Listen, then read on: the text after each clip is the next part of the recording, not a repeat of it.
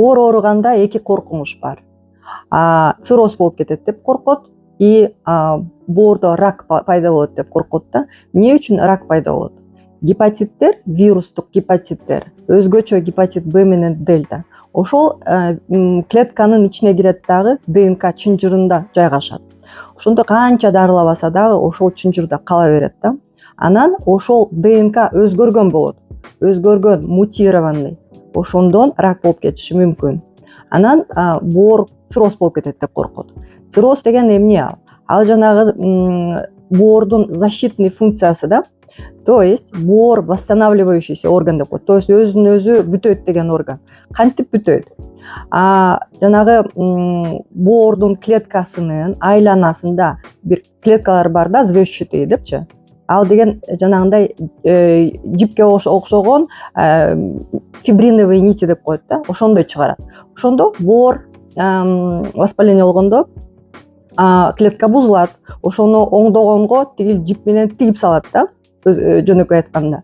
Анан бирок хронический көпкө чейин ошол вирус гепатитта, например, чынжырда отурат, ДНК чынжырда постоянно ошондой воспалительный козгоо боло берет. Ошого боор аракеттенип аны тигем деп кайтара жиптерди көптөн көп чыгара берет, ошондо боор катып калат. Эмнеге салыштырса болот? Например, мурун совет доорунда тикмей бар эле да. Ыргыт май жок, например, носкини тигип туруп кийип алат эле. Анан ошол элестеткиле байпак жыртылды, аны тигип салды. Анан башка жеринен жыртылды, тигип, анан кийин ошол кичинекей дагы болуп калат. Анан бутка дагы батпай калат да. Боор дагы ушундай болот. Цирроз болгондо боор кичинерет дагы капкатуу болуп калат. Иштебейт, естественно. Ошондо кандай обследование керек? УЗИ деген жанагы ракты аныктайт. Чоңоюп кетсе, конечно, көзгө көрүнүү болуп калат. Анын башка дагы обследованиялары бар. Анан фиброзду биопсия жасаш керек. Биопсия деген боорду тешет дагы, бир клеткасын алат дагы микроскоптон карайт.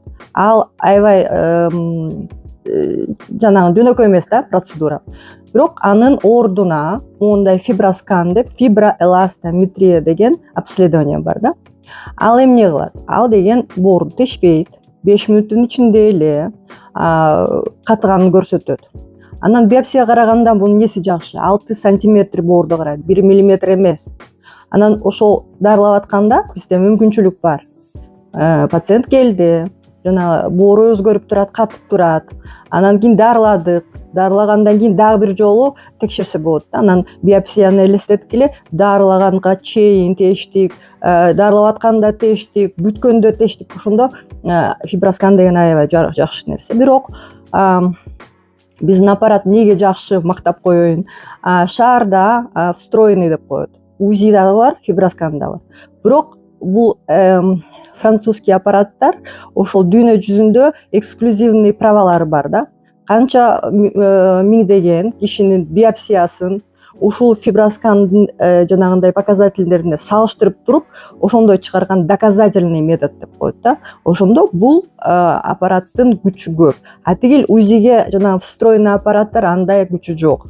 Бир эле, например, жанагы сатуучулар бизге айтты да, биз да ишенбей, эмне үчүн эки аппараттын ордуна бирөө баасы ушундай кымбат десек, ал деген айтты, ушундай функциялары бар. Аны биз күндөн күнгө ушундай чын экенин билип атабыз, потому что биз пациенттер менен иштейбиз. Кээ бирде келет башка жактан состояниясы 4-чү степенге, бирок фибросканын алып келет 2-чи степень депчи. Бул жерде так көрсөтөт. 4 болсо 4, 0 болсо 0.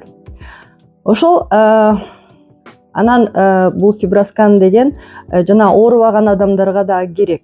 Потому что боордун оорулары билинбей эле ракка айланып кетет, билинбей эле катып кетет.